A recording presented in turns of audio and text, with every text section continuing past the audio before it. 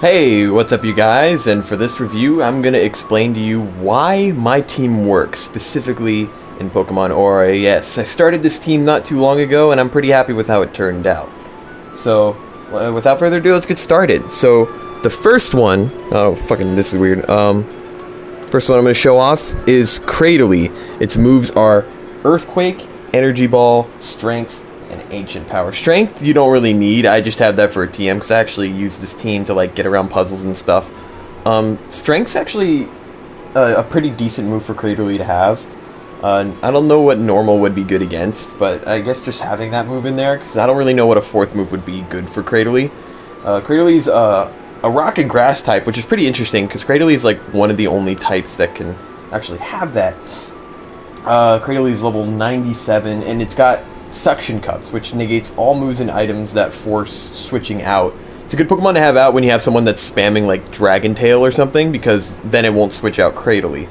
I like using Cradily against Pokemon that are like specifically physical defensive, or throwing it out against fire types, because a lot of people don't expect Cradily to be good against fire types, so I just come out there, use either Ancient Power or Earthquake, and it'll take out that fire type like nothing, because its stats are pretty damn good.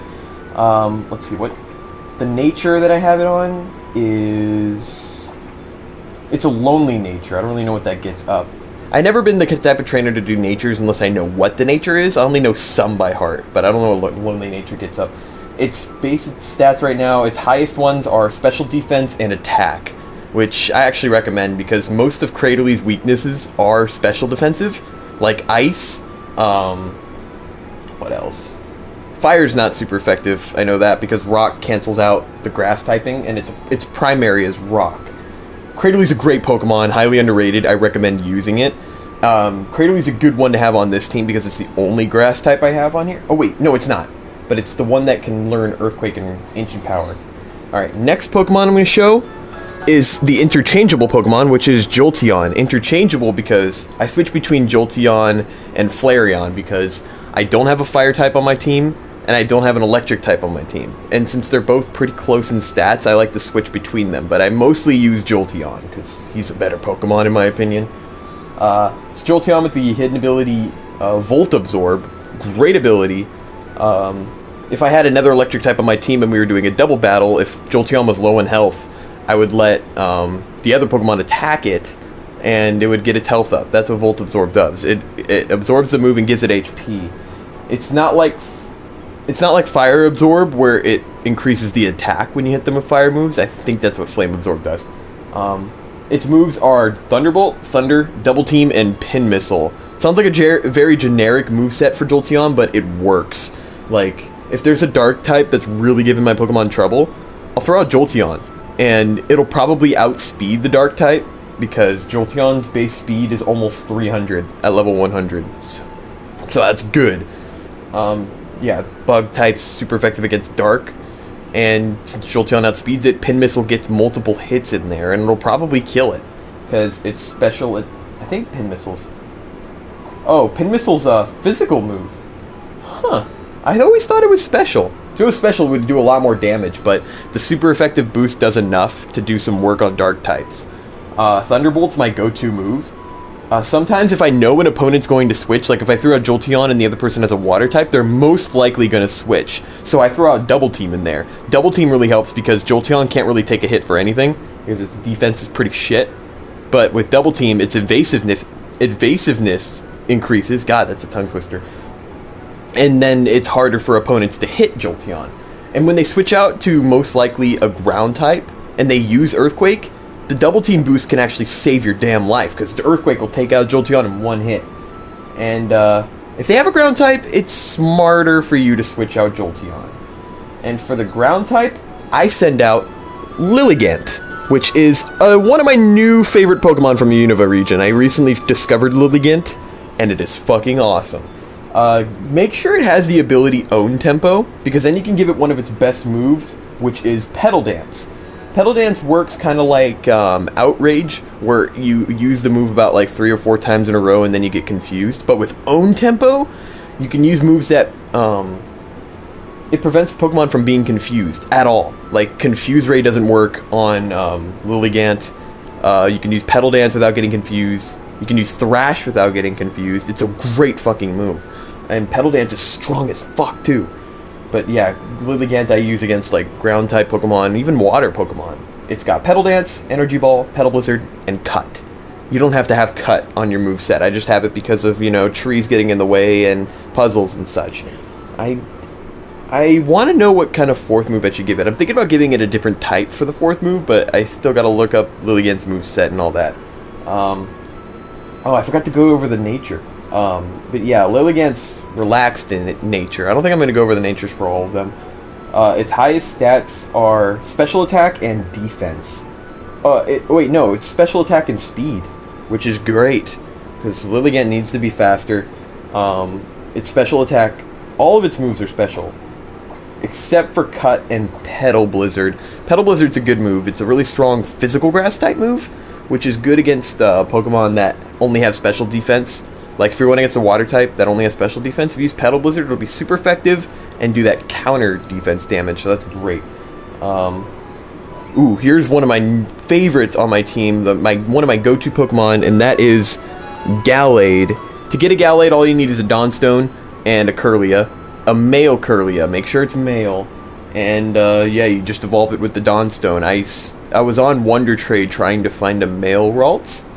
Actually, what I did was I got a Ralts, and then I kept breeding it until I got a male one. I was hoping for a shiny, but I didn't get one.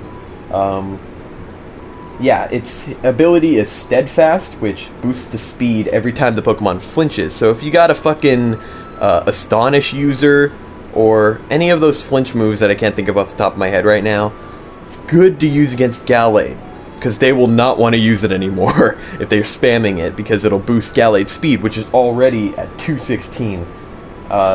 You want to make sure Gallade has physical moves only, because it's a tank. Don't worry about fucking special attack. I only have one special move on it, and I'll go over why I have that, but its moves are Psycho Cut, Close Combat, False Swipe, and Draining Kiss. Now, since Gardevoir is a fairy type, but Gallade is a psychic and fighting type, it could still learn a fairy move because it came off of Kirlia, and the only fairy move I gave it was Draining Kiss. I call that move the Dragon Slayer for Gallade, because not only does it save Gallade when he's in a pinch, but it also takes out Pokemon that are really weak to fairy typing, which is very effective. Psycho Cut's a great move because it's stab. It's just a great physical move for Gallade to have. I don't think any Gallade should not have Psycho Cut because it's a great move. Close Combat is good. Like, even though it decreases your stat the second time you use it, the first time you use it, it's like, bam, that gets that hit in. And if you're using it against a Pokemon that is weak to fighting types, like a normal type, that Pokemon's probably dead, because Gallade's a fucking tank. And I gave it False Swipe, but that's only for catching wild Pokemon. You don't have to give it False Swipe. I think another good move would probably be Power Up Punch. That'd be another good move, actually. That'd be good to use after using Close Combat. But yeah, that's Gallade, one of my best Pokemon on this team. Oh, hear that cry? Yep, that's Milotic! One of, like, the new favorite water types that I have. Like, I've never had a Milotic on my team, but, I traded... Like, I was doing Wonder Trade, and I got a Feebas, and I'm like, oh, I could get a Milotic! So I raised one up. It's all the way to level 100 now. You can really do a lot with Milotic moveset. It's got pretty diverse, it's got a pretty diverse move pool. It's like the female fucking Gyarados. Even though mine's male, lol. Its ability is competitive, which boosts the special attack stat when a stat is lowered. So if someone uses Leer, the defense may go down, but its special attack goes up. So that's how you know that Milotic should be a special attacker. It's got Hydro Pump, Toxic, Ice Beam, and Surf. Toxic for those annoying Pokemon that you really just want to get rid of over time, and you know that Milotic will get taken out in one hit, then go for Toxic. Its speed's pretty shit, so it probably won't outspeed it, but if Milotic can take that one hit, that Toxic will go in and finish that Pokemon off, because Toxic's a great move. Ice Beam is a move that I really recommend getting, because one, I don't have an Ice type on my team, and Ice moves are generally good against Pokemon that are a threat to this team, So if I switch out Milotic, it may not get the first hit in, but if it's going against another Pokemon that is, let's see it. If I send it out against a grass type, hopefully Milotic can tank it because it's got a lot of HP and special defense. Yeah, its special defense is as high as stat. So if they use like Razor Leaf or something, which would be a stupid move to use against Milotic, it'll probably survive it. You use Ice Beam, that grass type is dead. Hydro Pump for the fucking damage output because it's stab, and Surf because it's a great move and it can hit multiple Pokemon. However, I don't recommend using Surf in a double battle because now in the newer generations it hits your partner as well, so be careful. Unless you have a partner that has Water Absorb, then that's good. Oh, this one's great. I learned this strategy from my friend, but I raised one myself finally, and he was very proud of me. This bad boy is Gliscor, with its hidden ability, Poison Heal. I got a Gligar online, and I was like, oh, I can figure out how to evolve it into a Gliscor, because that's one of my favorite Pokemon. And I have never stopped raising this one since. It's level 96, it's almost at 100, like... Poison Heal, what that does is that if your Pokemon's poisoned, instead of it taking damage, it heals you. And I have an item, and what's cool is that if you have one status ailment on you, you can't get affected by anything else. Like a Pokemon can't put you to sleep while you're poisoned, or you can't be paralyzed.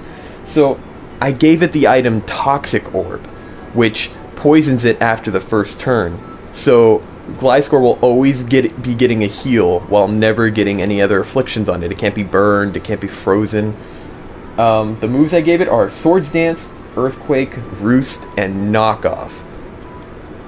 Swords Dance is good because if you know a Pokemon's going to switch, you're going to get that attack stat up by 2 stages, which is great. Gliscor's a physical beast.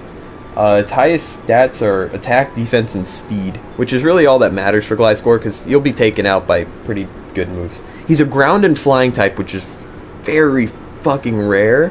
Like, I don't know any other Pokemon that's ground and flying type, so its weaknesses are very sparse. Like, it's weak to water and ice. I think that's about it. Most people don't expect Gliscor to have Earthquake, which is a very good surprise move. I gave it Roost because sometimes the Poison Heal is not enough to get its HP up, so you just use Roost and you'll be fine. And if the opponent's getting tired of that, they'll most likely switch out, so that gives you another Swords Dance, which gets your attack by 4 stages, and then Gliscor pretty much wipes out every Pokemon.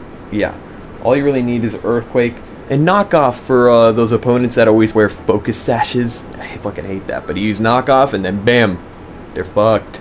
Because if your attack's already up by 4 or 6 stages, Knockoff will not only get rid of their item, but it'll probably kill them too, depending on their typing, of course. But yeah, Gliscor, ace Pokemon. Let's see, who else we got? Yeah, I think that's my entire team. My main go-to ones are Gliscor and Galilei. I've won whole matches with just those 2 Pokemon. They're great. Thank you, Florencio Barajas, for suggesting this type of review. This is fun. I got to show you guys my team. What about your guys' teams? What are some teams that you really like and why they work? Put them in the comments below. I actually want to hear. I want to know some Pokemon that I don't really use.